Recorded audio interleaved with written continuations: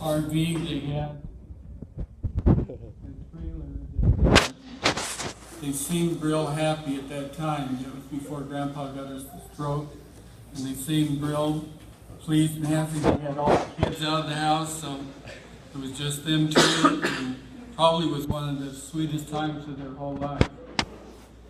And I'd go out with Grandpa, and I went over for a visit, and he'd go out to the garden that he had made in the back. I don't know if Jim helped him with that, but he made a garden out back, and he'd pull certain things, and he'd look at me and he'd say, "Here," and he'd put them in his back pocket. And when he came in to Grace, she said, "Did you get those vegetables for me?" And he'd go, and then she'd have to pat around till she found the vegetables and take them from him. Back then, when they were old, they were still kidding around and playing around. But Grandma was very special. I know everybody thinks she was maybe a saint, but all of us are sinners in some form or another, and she had her bad points as the good points. But, as somebody on TV says, no matter how flat you make the pancake, there's two sides to the pancake. It's like making a big ball. There's only one side. But Grandma amazed me one time. They came over for a visit, and I think I might have told this story before. And she said, "Ronnie, come up here." And I said, "What?" She said, "Let's go in the bedroom." And then she gave me the Bible, and she said, "I've been memorizing the book of Luke." And she said, "Will you help me and read along with me and tell me where I am?" And she quoted, maybe stopped once in a while and asked me for a word or whatever, but she quoted, I think it was the first 3 chapters of Luke. And I was just a young boy, and it was amazing for me to see her do that. And another time, I asked Mary Lou, and she said she'd heard it, but heard Grandma preach. But one time they came over to our house, and I was having Sister Painter pick me up from the house. And Sister Painter,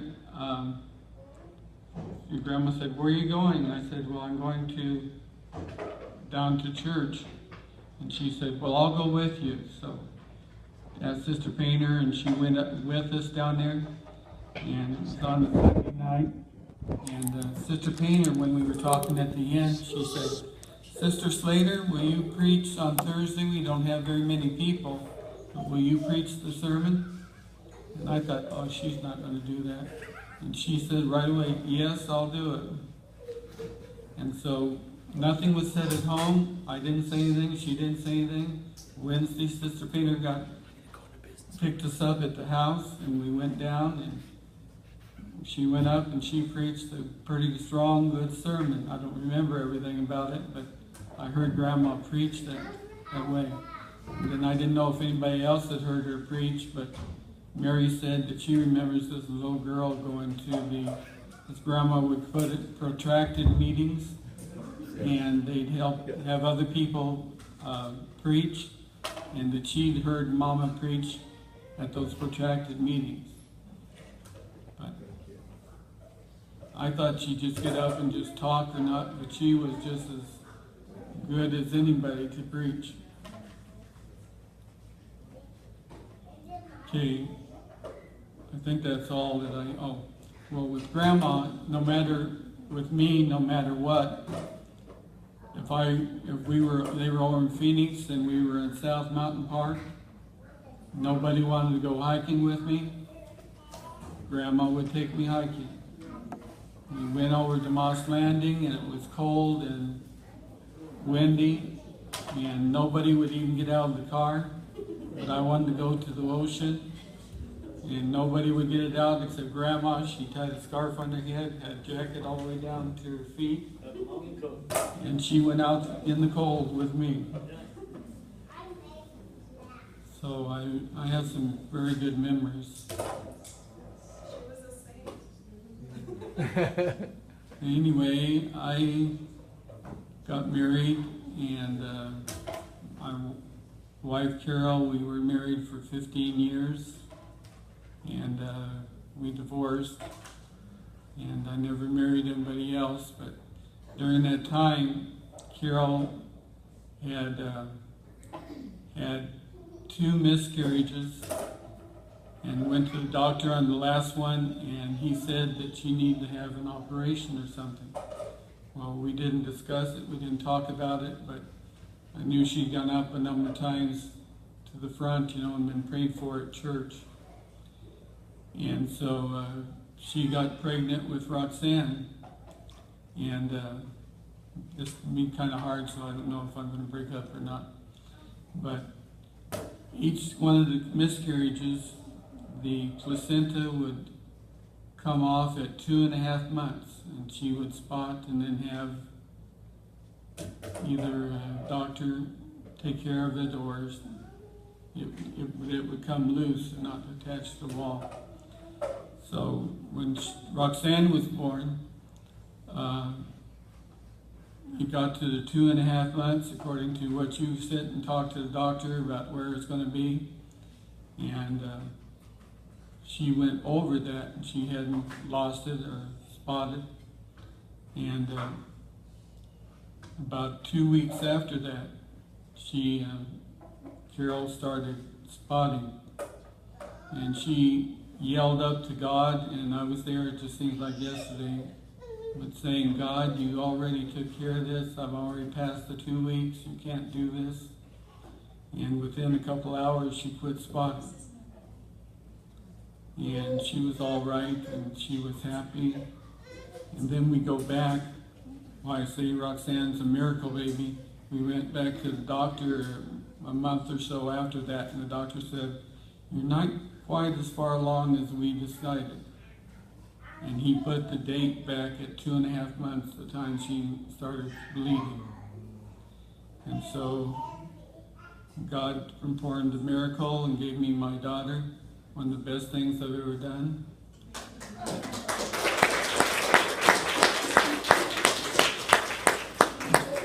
And she had to be a stinker. She had to, I remember I was home, we were living in Globe, and I was driving back and forth to Superior to teach. And Carol kept me awake the night before, off and on, all night long. And she was moving and moving and moving. And we had taken natural childbirth classes up there. And so I was supposed to be in coaching her and with her in the hospital. And then I got a call at school about 3 o'clock. Almost time to go, and they let me go, and Carol was already had a water break, and she was ready to go to the hospital. She came to the hospital, and that was probably about 6 o'clock, which is amazing because she'd taken so long to have the miscarriages. But doctor checked and said the baby is breech. That's what she'd done the night before, turned around.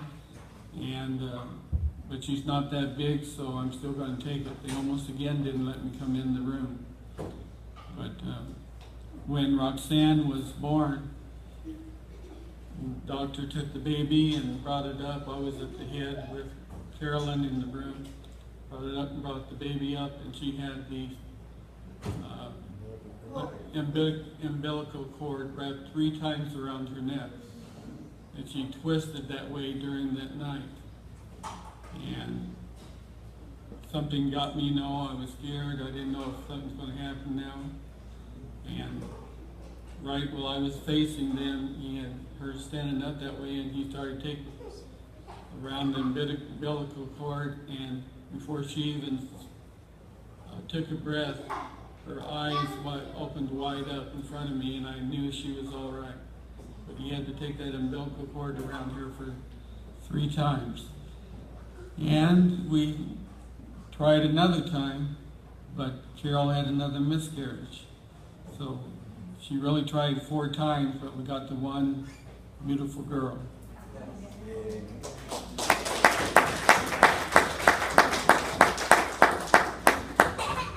was much more as 4 children would have been, so I made up for it. You did a lot of bad things, but you did a lot of good things.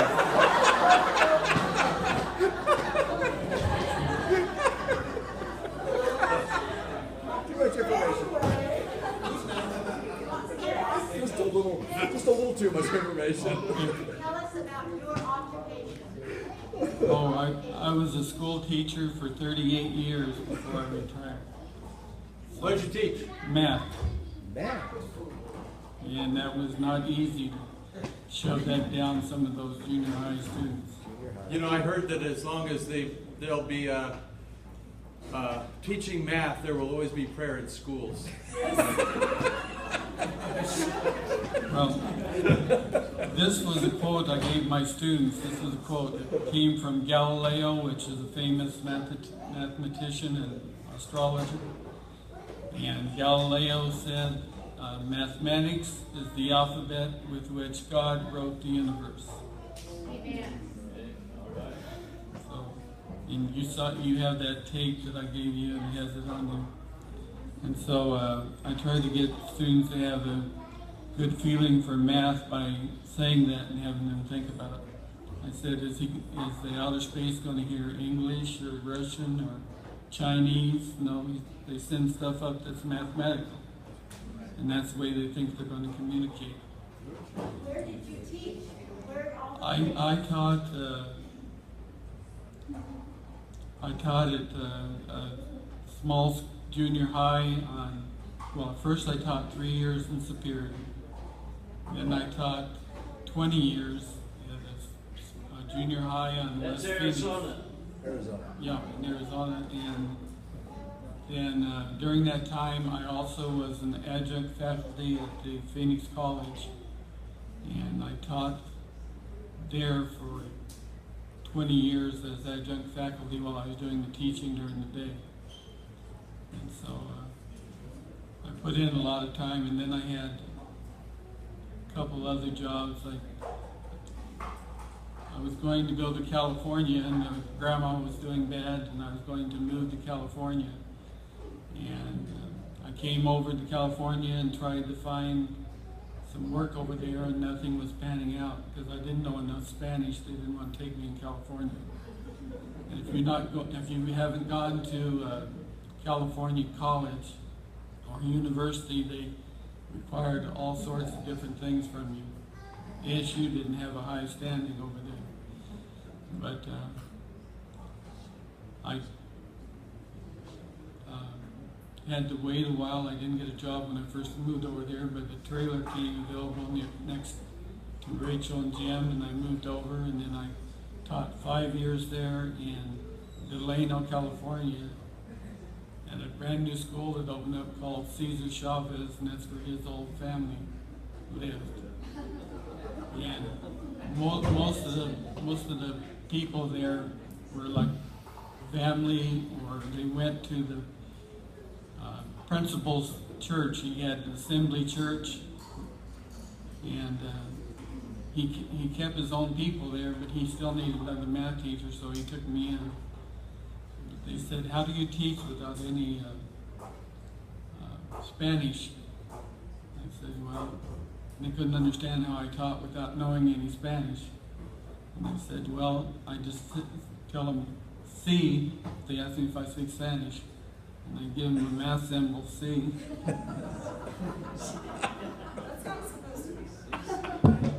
And they never knew, and they said, well, do you know any Spanish? And I said, no.